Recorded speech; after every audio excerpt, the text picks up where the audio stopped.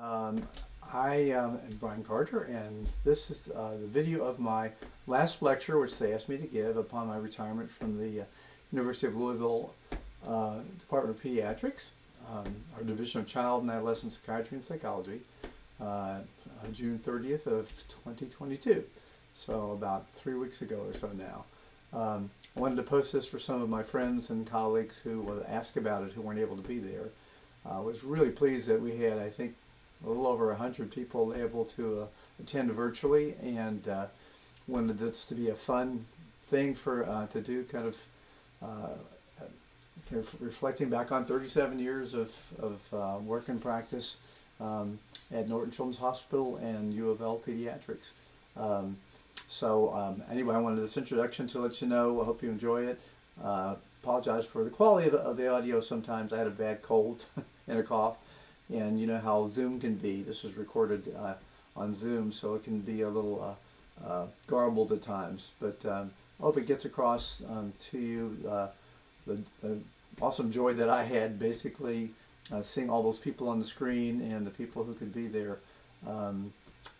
Some for the first time in decades, and a lot of our former trainees and staff members and so forth, and colleagues from around the country. I hope for those of you who couldn't see this the first time, I hope you enjoy it. Stay in touch. I'm still keeping my U of L email, brian.carter@louisville.edu. That's Brian with a Y. And keeping my hands involved in some of our research and some lectures. So I'm not gone, but I want to thank all of you who've been a part of that, my experience in my career for the past 37 years, and miss a lot of you, but hope we can connect up at some point. So stay in touch. My name is Courtney Smith, and I am the Associate Chief of the Division of Child and Adolescent Psychiatry and Psychology, in charge of psychology. And I am happy to have the distinct honor of welcoming our former and current division faculty and trainees and our colleagues from the Department of Pediatrics to celebrate the retirement of Dr. Bryan Carter, the one and only. We are honoring him and his 37 years of service this week. And we are delighted to have asked him to speak to us and provide a last lecture. And he has entitled this lecture, Lessons Learned from My Career in an Academic Medical Center as a Pediatric Psychologist. So I don't know that he needs much more of an introduction than that. So I'm going to turn it over to Dr. Carter, and thank you guys all for being here today. Thank you, Courtney. And seeing all these faces, I kind of want to just have a talk, you know, just to meet with people. So it's great to see you here. Do that. So I'm hoping this is going to be a fun presentation. It probably isn't CEU worthy. So and the fact that they had a lot of cupcakes and donuts this morning, and I got a basket full of Butterfingers. I'm on a sugar high now, so I may go very quickly doing this. So thank you for being here, and I'm going to take you on a little journey of a few years. I'll start with the early years. And the students, for some of these things, were some signs I've had on my door for years, okay? That have been things to remind me when I walk through my door to my office to follow certain principles. But go back to the early years here. I don't know if Nemra Eid is here. Dr. Eid in the blue coat there is going to be retiring with me tomorrow, along with Thomas Stephen tomorrow. Nemra was with pulmonology, and Nemra was actually with my sister, who's a respiratory therapist with our cystic fibrosis clinic. And so Nemra has much darker hair than he does now. Oh, he has hair. So these are some scenes from being a graduate student at UVA to my time in the military. And then my favorite portrait there, which will be my portrait in the hallway, is that my son made of me there. I actually look like that. I had a mustache. Okay. I didn't have an orange jacket. I'm not sure where he got that out. So preparing for my life here when I arrived in Louisville in 1985, believe it or not. So one of the things I found in my career that's so important is just people and forming relationships. And some of the writing I've done on Consultation-Liaison has to do with that very issue of basically, how do we as psychologists integrate with our medical colleagues and make ourselves valuable and make ourselves known. So these are some of the faces that early on in my career, especially that met, and actually Dr. Wolf down there with the blizzard. I couldn't find he was on the internet, so I couldn't find an old picture of him, whatever, but Dick was the medical director for Coastal Children's Hospital at that time. And so these are some of the people along the way that I met and then collaborated with and started to affiliate with to get out of my office, out of my psychology mindset, into understanding the world of my pediatrician and pediatric specialty colleagues. So Dr. Marshall's featured prominently there in the upper left-hand corner, and he's here with us today because Gary actually doesn't realize how responsible he is for some of my downfall, my focus on chronic illness, chronic. I tried to pull it up with my phone, but it's off. Like my sound is different than it. Oh, that's weird. Okay. Oh, I guess we'll leave it open and then prepare a listen. Karen, can you mute, please? Thanks. Anyway, Dr. Marshall and I actually kind of collaborated on a lot of early work on chronic fatigue syndrome, which kind of led to some things I'll talk about later that I worked on. But then Dr. Schmidt working with chronic pain issues with rheumatology, Dr. Krause, a lot of our work with eating disorders in the hospital, Sal Bertoloni with HEMOC, and we had a number of projects early on.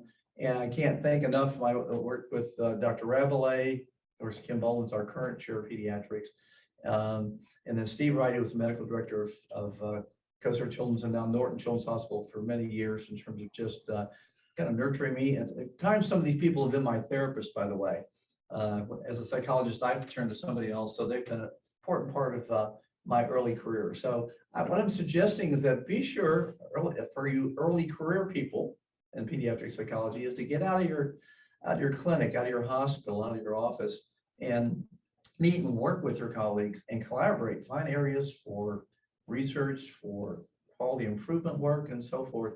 But just develop that relationship and know each other, and you'll find that that's going to be a sustaining factor in your career for years to come. Also, I say get out of your clinic and your hospital into the larger community with regards to our state associations, our national associations, and so forth.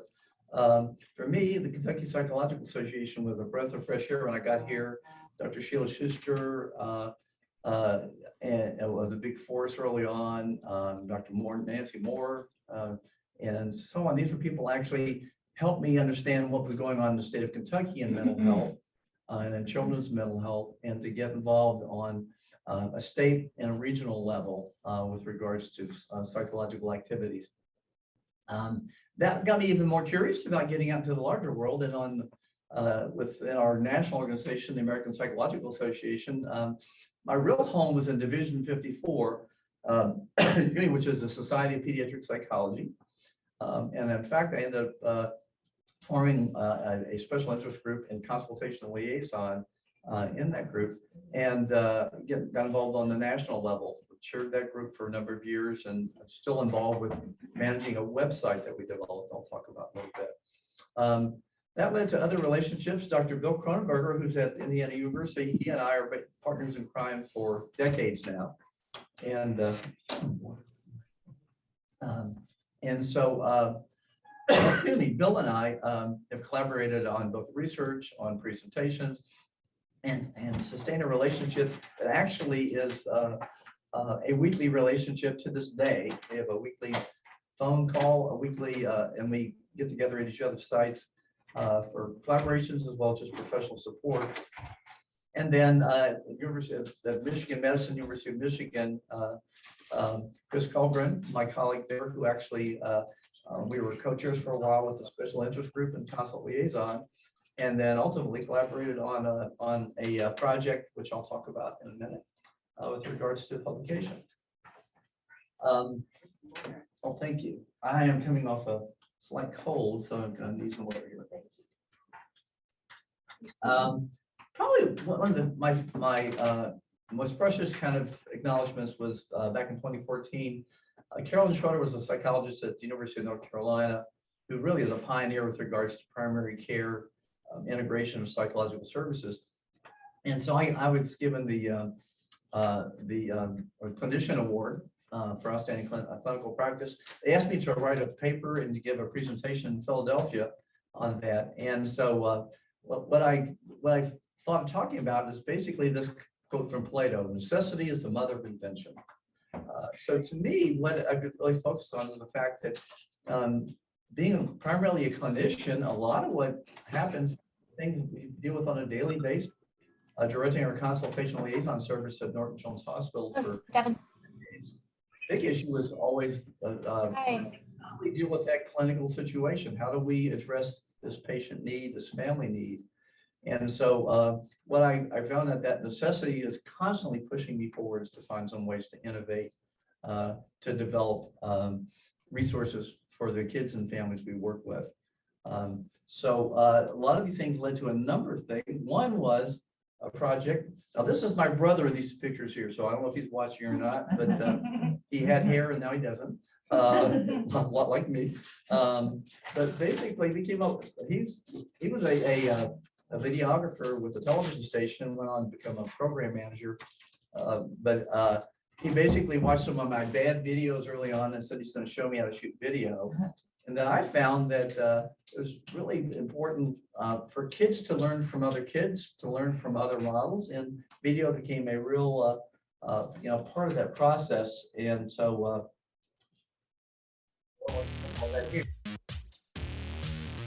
Hello, I'm Kobe the Coping Card, but I'm not automated.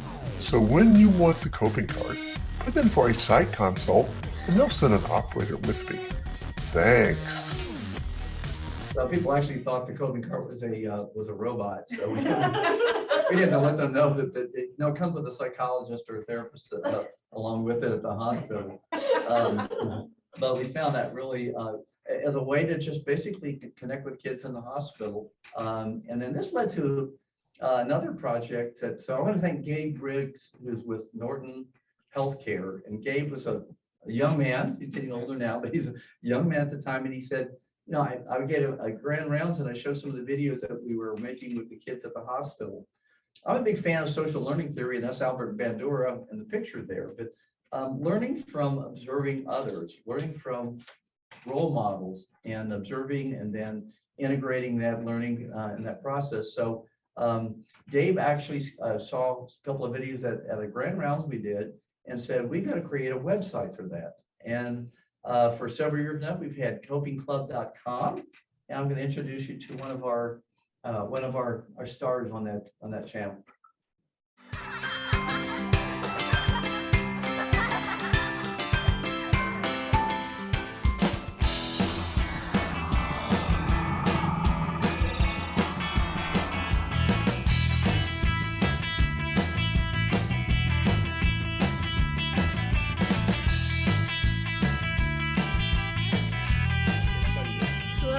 My name is Caleb Vissy. I am a patient here for Burkitt's lymphoma.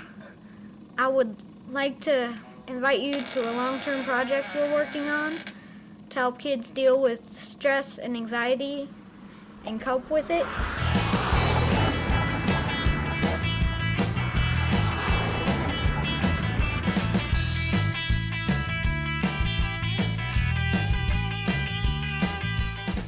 I would like to invite you.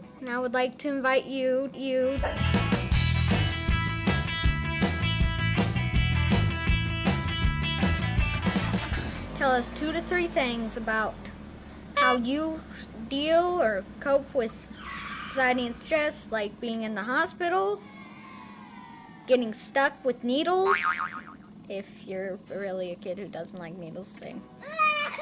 I feel your pain. And maybe being sick. Yeah, and being Stuff sick. like that. Being stuck in the room, how about that? Yeah, stuck in the room. Just think of 2 to 3 things that help you deal with whatever causes you stress or anxiety. That will help us a lot.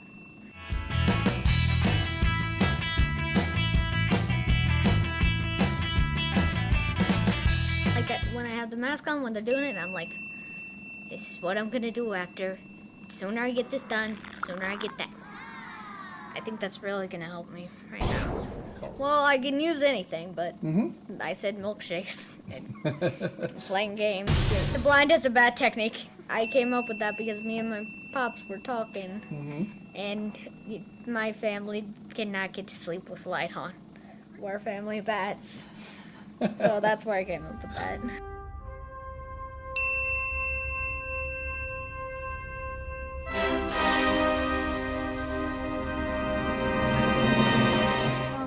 Another coping skill I have is building with Legos. It helps me with long hospital stays and just keeps me entertained.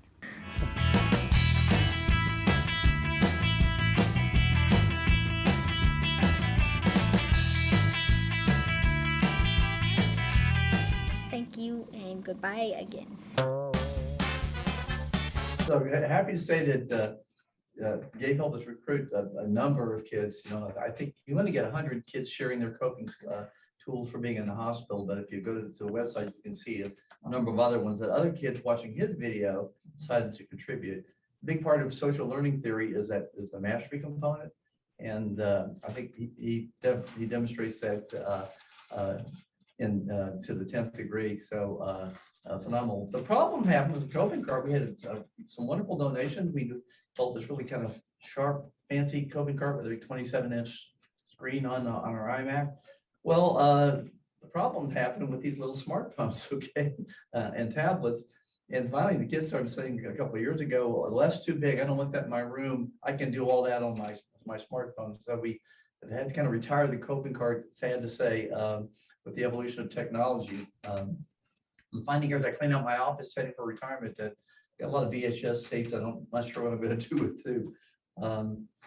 So working with kids with chronic illness issues, chronic pain issues, again, how to get inventive and engage kids who are in the hospital in a darkened room, who don't necessarily know what a psychologist does and how you might be able to help.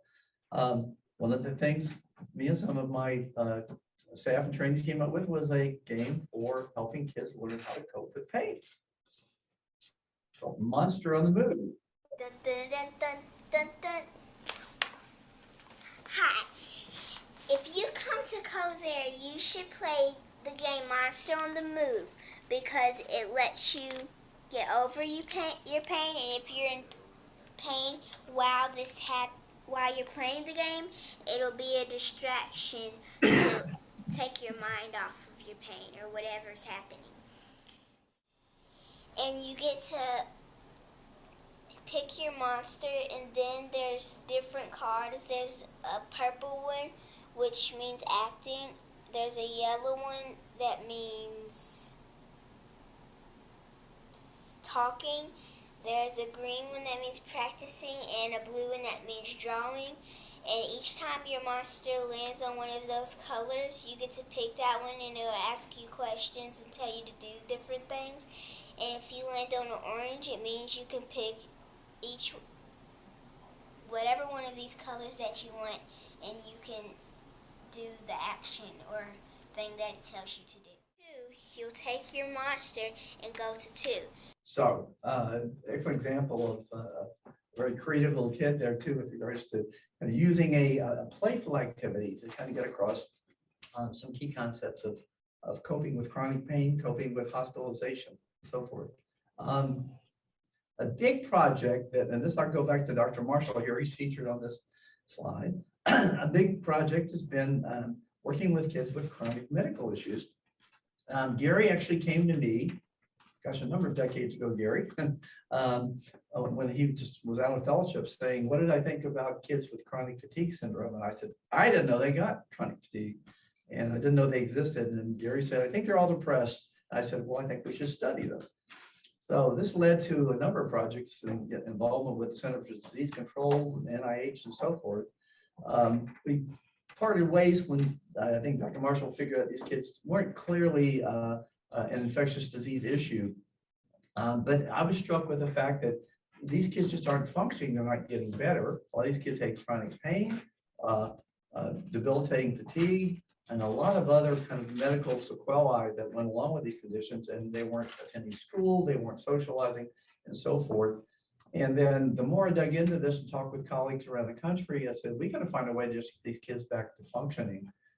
Maybe we can't cure their medical condition, but we sure can look at issues in terms of just how they can function more effectively with it. So this led to a series of developments in terms of developing a workbook for teens and their parents, and then also a clinician's handbook. And from this came the Children's Health and Illness Recovery Program. And actually in 2020, and I'll touch on the research in a second here, but the research behind the effectiveness of our program attracted the attention of Oxford University Press, and they published it in their Programs at Work series in 2020. And I'm happy to say a lot of other hospitals now I've been consulting with are adopting this program for their teens with chronic illness. And again, a number of studies. Then last hour, Kelly Slaughter, our postdoc, was doing a presentation on our research and our ongoing research we're doing now. But we really looked at how we get kids back to functioning in their physical activity while these kids are deconditioned and been inactive, with school attendance and accommodations, making sure they have accommodations that facilitate their return to academic functioning while these kids have been home, hospital, homeschooled. You can imagine the problems we're looking at now with kids who've returned to school after a year or more of being on virtual instruction at home. And we're actually seeing kids with post-COVID conditions that really remind me a lot of what Dr. Marshall and I dealt with early on with the chronic fatigue patients. So we're really looking at these issues of how we also work on their peer relationships, their interpersonal functioning, their social isolation, family communication. We have a lot of parents who are attempting to help their kids, but in some respects kind of subtly undermining their independence by taking over so much from their adolescence. And then lastly, just how to manage stress, how to communicate, and how to manage their lifestyle to get back into functioning.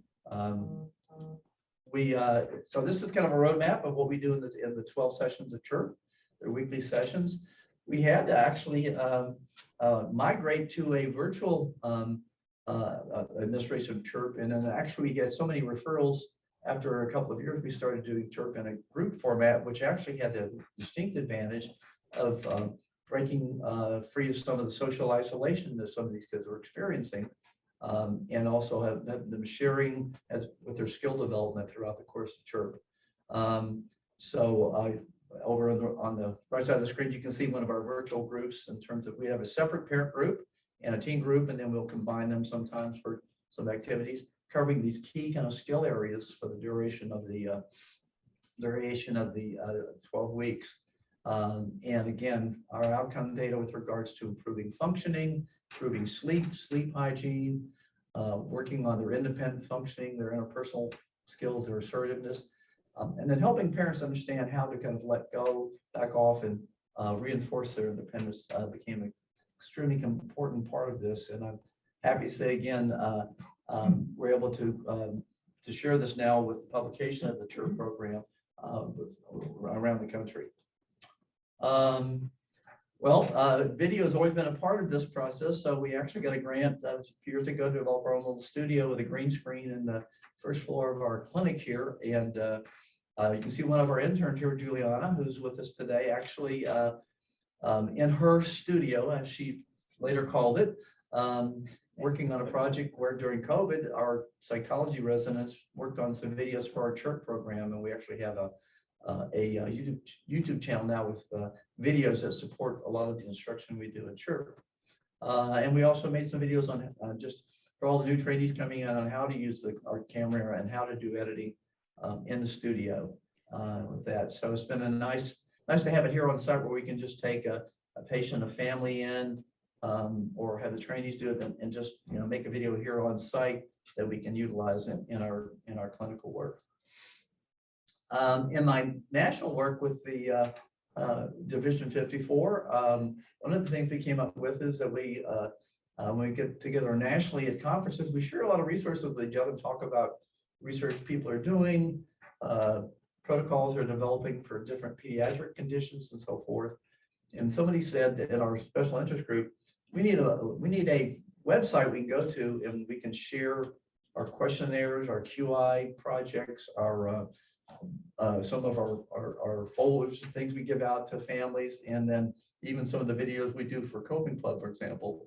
For the past several years, we've had this website that we set up, and then actually Division 54 is now migrating that over to their platform, where members of our division can actually sign up and get access to the website so they can go in and share and download resources, including research measures and so forth.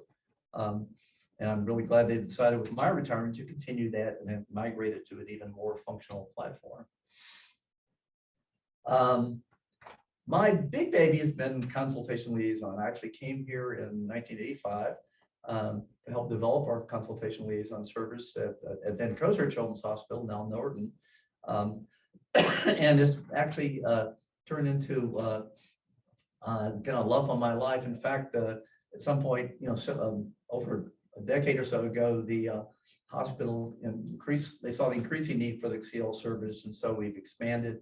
Now we actually have 3 psychologists and an attending psychiatrist, as well as our psychology interns, fellows, our child psychiatric fellows, all manning that service at the Children's Hospital.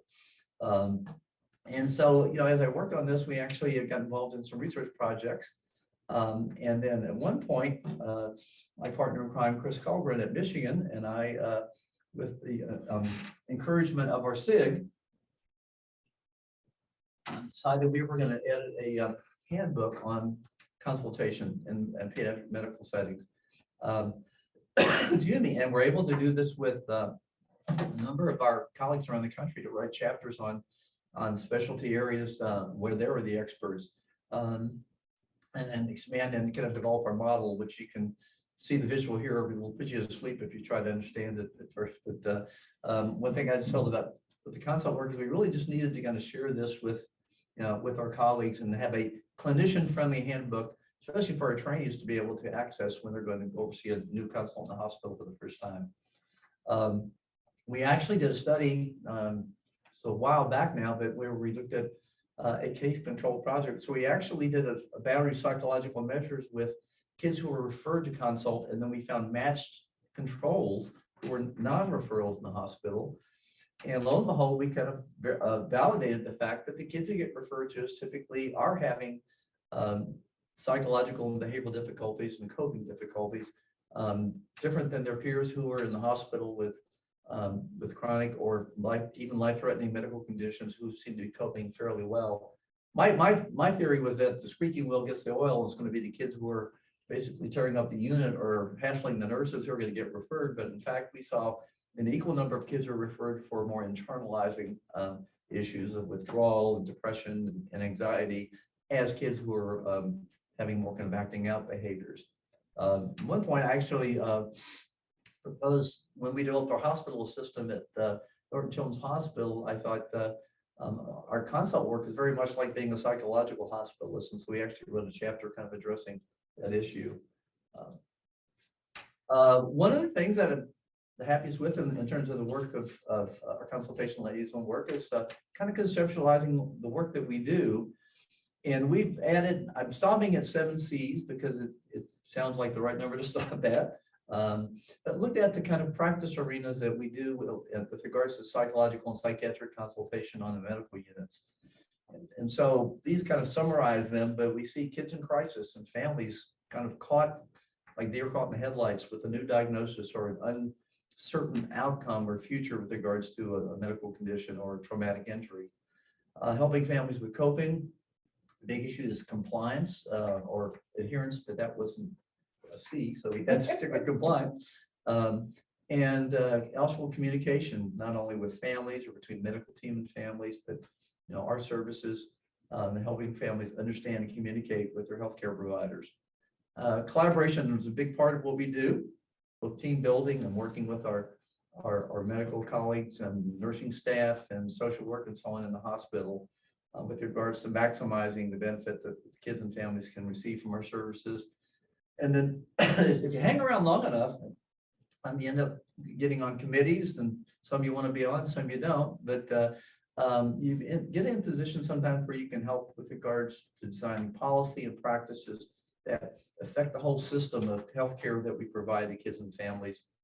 And then lastly, advocacy, another A word. So we came up with championing to kind of capture that, which is a lot of what we do is really is to advocate for our families, both on a case level as well as in the larger community, the larger system with regards to policies that help and benefit families, and especially our families that are dealing with healthcare related issues. One thing about developing a program like CHIRP and doing consultation liaison work is you never know what's going to come in the door. And some of the referrals we get, we scratch our heads trying to figure out what our pediatric colleagues really want from us. But you know, you really try to stay evidence-based in our CHIRP program, for example. You know, it's a manualized treatment and with evidence-based interventions in it. But if you're going to work with kids and families, you got to find a way to be flexible. You got to find a way to adapt your approach for that family. We see a lot of families, of course, from other cultures or that aren't primarily English-speaking families. So they have to work with interpreters, and we have to work with modalities that can help them understand often very complex medical situations. So while I think evidence-based is critical to what we do, we really got to be flexible to adapt these things to the needs of the patients and families that we see. Another surprise to me, which was one of the most pleasant ones, was a few years ago at our pediatric department graduation. I received this from the Child Advocacy Award from the pediatric residents, and that made it particularly important to me and special. And I asked a couple of residents afterwards. I said, "This totally took me by surprise. I'm not sure what this was." And they said, "Well, we like the way you guys write your notes. We learn a lot about our patients that we don't learn otherwise. And it really kind of helps us understand what we need to do to kind of advocate for them, what their needs are, what the barriers are in the healthcare system to their getting their needs met and so forth."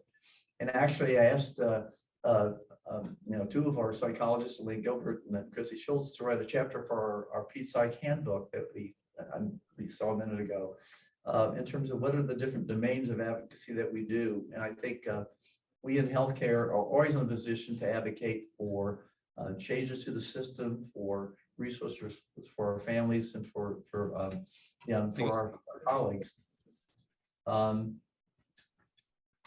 Need to move into self-care, and that's been a big issue with COVID. I think I was doing a lot of telehealth for a while, and not only Zoom fatigue, but I think kind of mild Zoom depression kind of set in time. I wanted a real life human being in front of me, and so I think we've really become aware of the need for self-care in this era of the pandemic. And so if a physician, heal thyself, and I adapt that to psychologists, psychiatrists, don't take ourselves too seriously.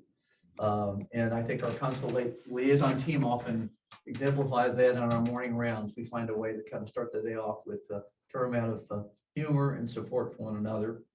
These are some signs from my door.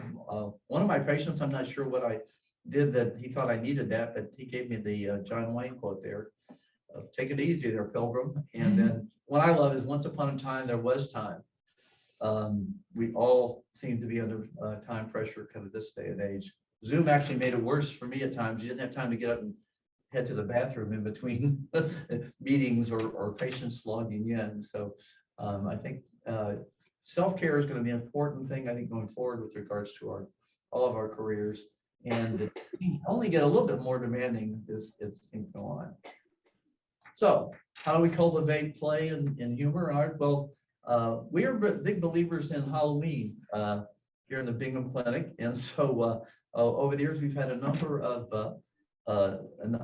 opportunities to kind of present that at the hospital when we go over and help the kids trick or treat on Halloween. And we stay in costume all day long, which I think is a lot of fun. I love walking into a patient's room, you know, this year I got the Egyptian Prescription Award.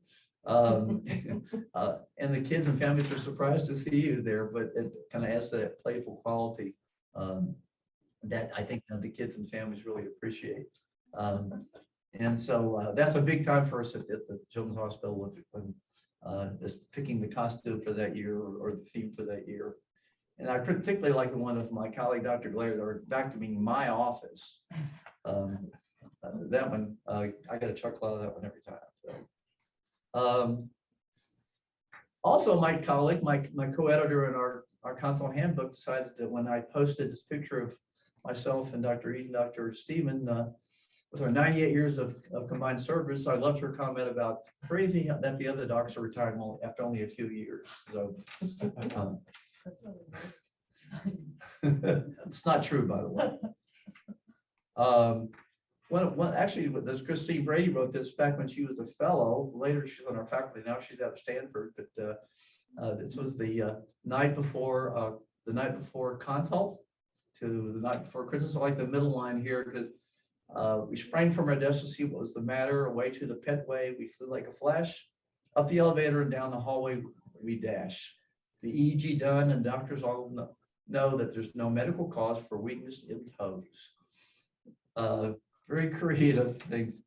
She had another one too on another theme. Can't read this one, but this one was about the 9 levels of consult hell. And so you can only imagine what some of these are with regards to some of the things that we see. Everything all right? I think a really important issue for me is self-care, or how do we survive and support one another? And this is adapted from Carl Whitaker, who was a pretty well-known family therapist back in the last century. But he wrote these as kind of rules to live by to kind of survive working, working as a psychiatrist in his case and working with families. But I like these. One is learn how to love, cultivate unconditional positive regard in your relationships with your spouse, partner, children, colleagues. And it means all of those people, by the way. Respect your impulses, but be suspicious of rigidity and thinking and acting. Take time to truly enjoy your partner and your kids. Be sure to be playful with your own mate in front of your kids.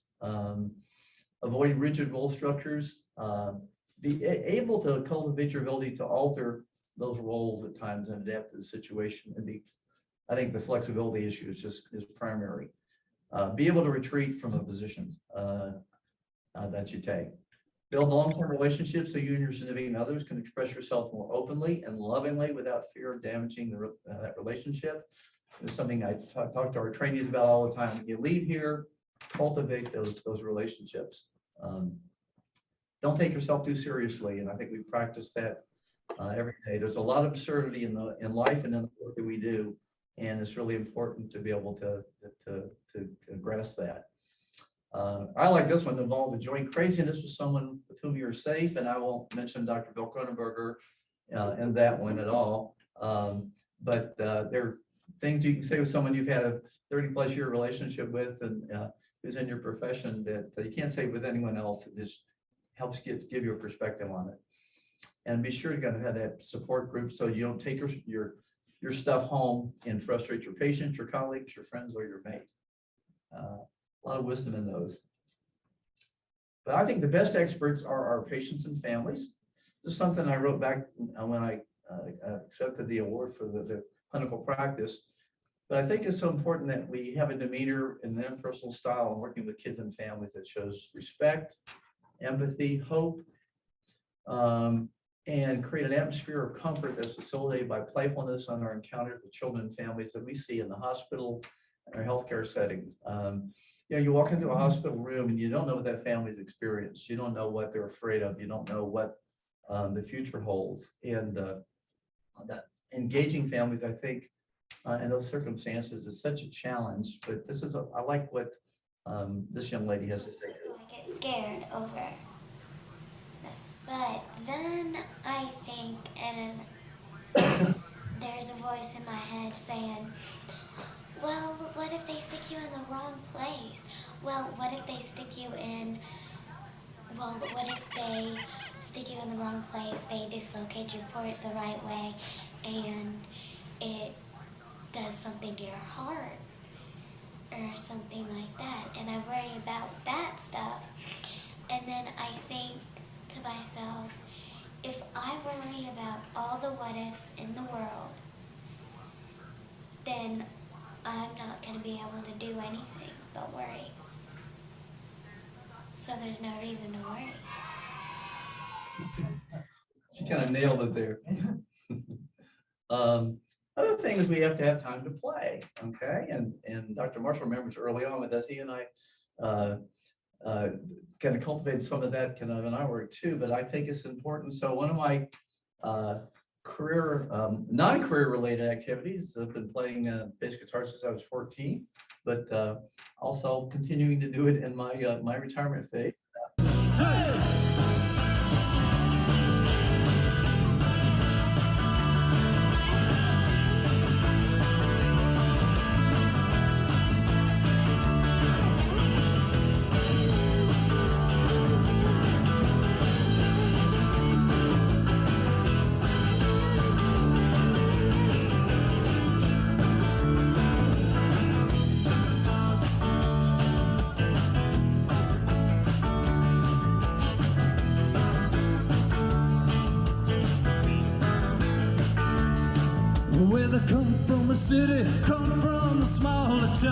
So the only thing I have to endure is the bass guitarist jokes, okay?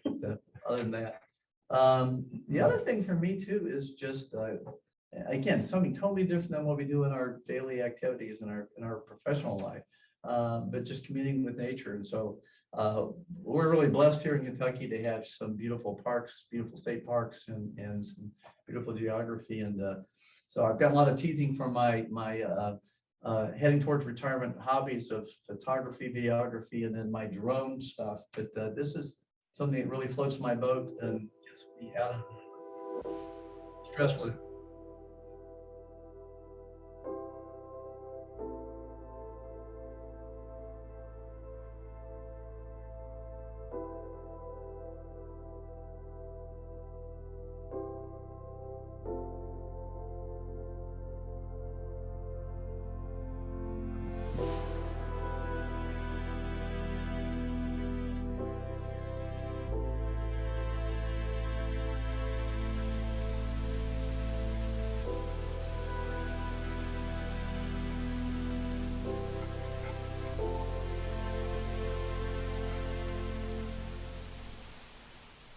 I think that's better than diaphragm breathing and PMR.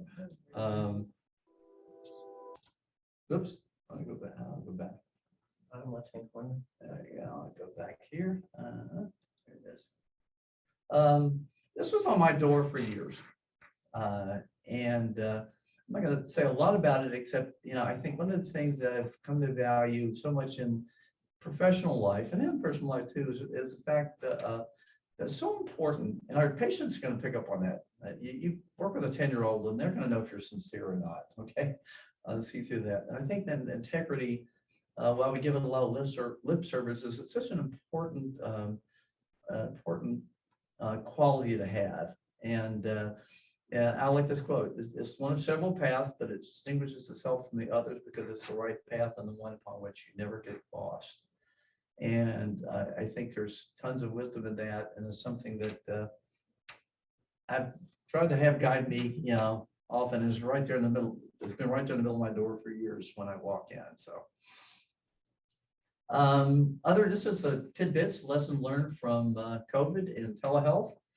After years of pleading for having telehealth, we finally got it. I mean, the hospital said, "Oh, we have security issues. We got technical issues." But then 2 to 3 weeks, we suddenly had telehealth, and it was great.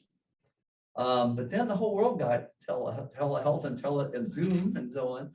And so when everyone got Zoom, the kids were going to school on Zoom virtually. People were working from home and going to the office virtually, and travel-related consultation was done virtually, and etc. And so we have a new condition now called Zoom fatigue syndrome. And so I think we're very fortunate that hopefully we've opened the door to having a tool that we can use very, very effectively. I find for our work, often like post-consultation in the hospital follows with kids and families that live 3 hours away. It's really nice to have telehealth for that. But I also found there's some limitations to it. A lot of our teen groups, I think, just don't work on Zoom the way they do when we have kids here in the clinic, working on our church program and so forth. So I think we've learned a lot of lessons from how we can use this new technology, but also how we need to limit our use of it in certain situations to be the most effective.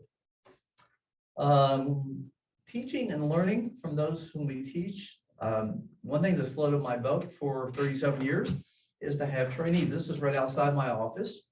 And not only is it great just to look at all the psychology trainees that I've had, I've been training director here and postdoc director here for off and on a number of years. I've been moving in and out of those roles sometime.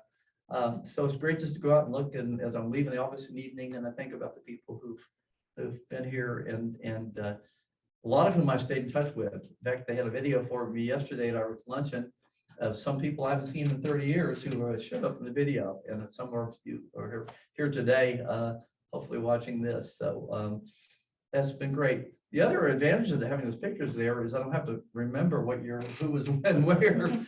So if I get a phone call or an email about something, walk out in the hallway and kind of say, "Oh, that's right, I remember she was here in 2006." So it's served a number of purposes, but I'm glad to say that the wall will remain with my retirement and be added to from years to come. And so these are some of the people that kind of passed our doors, and again, I got to treasure these pictures. I'm leaving them here, but I've taken pictures of them for myself so I can take them with me. Also, we have to realize that we work in an area where kids and families don't always get good news, don't always have the good outcomes. One of the toughest things I think that's been with a 37-year career in a children's hospital setting is the patients I've lost, the families that I had to walk through that process with, the times I wanted to avoid going to the hospital because I knew things weren't going well, but knew I had to be there. But also the fact that I have colleagues and friends who, and a spouse and a family that will listen to me and be there for me, so I can be there for those who need us at those times. And I think this is something we all have to really be attentive to, but we can't avoid it. It's something, it's a part of life, and it's part of our the family's lives and children's lives with whom we work. But I think it's important to mention. And then lastly, near lastly here, keeping our priorities straight. So for me, really blessed to have these are pictures, some of the pictures from our 50th wedding anniversary, and then my kids and grandkids. And we're very fortunate to have them nearby and being very involved in their lives. And that's a big part of retirement for me, is spending more time with these wonderful people. And then finally, I'm going to sleep well knowing that these guys are in charge and hopefully growing and adding more to our faculty and division and our Department of Pediatrics. But we celebrated our 100th anniversary for the Bingham Clinic, and that's just a few years ago, and probably won't see the 200th anniversary, but just know that these people are continuing to do the good work and the good training and teaching and keep us moving forward. So these are the people I'm going to miss, but I'm staying on the gratis faculty, and I have something called Emeritus, which we haven't figured out what that is yet. But anyway, it means I get to come and hang around every once in a while and stay involved. So, so I want to thank for all the memories. Thanks for the good times, for the tough times, and the support during those tough times. And it's been awesome.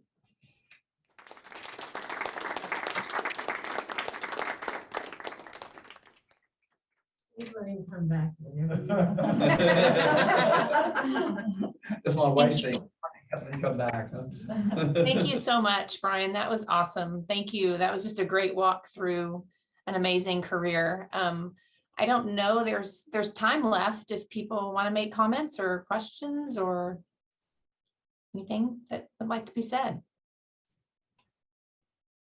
On you, okay.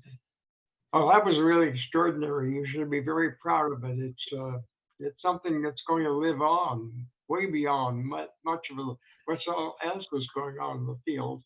It's extraordinary. You and your colleagues really should be very pleased at what you've done, and I'm very proud that it was the University of Louisville Child Psychology Department that really is behind this. It's extraordinary. Very, very good. Excellent. Thank you, Peter.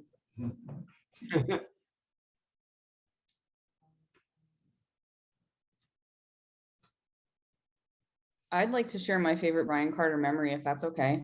Uh-oh. So I was Bryan's research assistant and practicum student for, gosh, like 3 years, most of my doctoral training. And one of my very first consults, I was scared because I had never done one before. And we had a kid who ordered what was it, like a magician's kit, and his parents didn't supervise it. And there were explosive chemicals in it, so he lost some of his fingers. And Bryan said, "Don't worry, Mel, it's a disappearing act." Bryan. Thanks for sharing that. Part of that wellness thing you were talking about. Yeah, I know. Yeah. The humor we were referring to earlier, necessary, very necessary. Thank you, Melanie.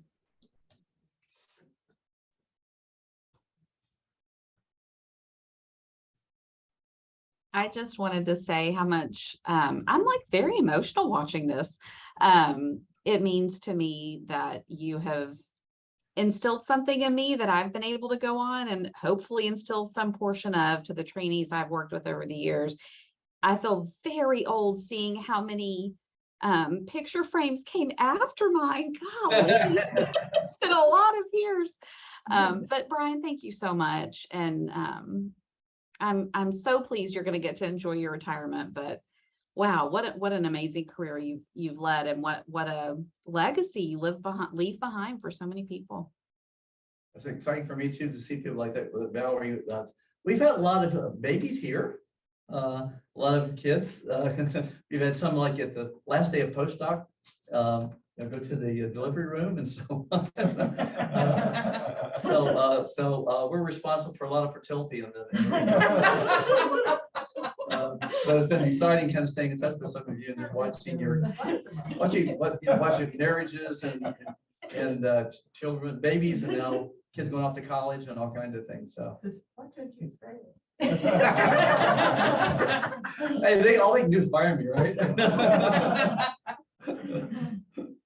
To say something if I could. Sandy Bauer Socks. Bryan, I remember when I was training with you, Randy Pausch did the last lecture talk, and you and I watched that together. I'm not dying, by the way. I'm not dying. No, I know. I didn't want to call this your last lecture, but it was so neat. You know, we watched that together, and you were talking about how that meant something to you. And I think about one of the concepts you talked about was that he talks about the head fake, and all the while it looks like he's teaching people a set of skills and knowledge, and all the while really he's providing an example for them. And I think that's what you've done for us. Like, I really thought I came to learn about psychology and psychotherapy and all those principles, and all the while you were like teaching me to be a good human being and live a life worth living with a lot of meaning. And so I really heard that in your presentation. Thanks for that. Oh, thank you. Well, and I've got a good teacher over here with the woman behind me. So, well, it's just been great seeing all these faces and kind of catching up with so many people. So, I'm going to end this because I have to go to the restroom. I had a lot of sugar and a lot of coffee this morning. Thank you guys so much for being here today to really recognize and honor and Dr. Carter and his amazing career with us. So thank you for coming.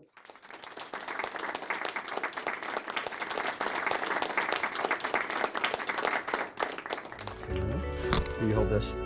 Can you see me? Mm-hmm. See your sister? Why do I want to see you? Because I want to be in the film too.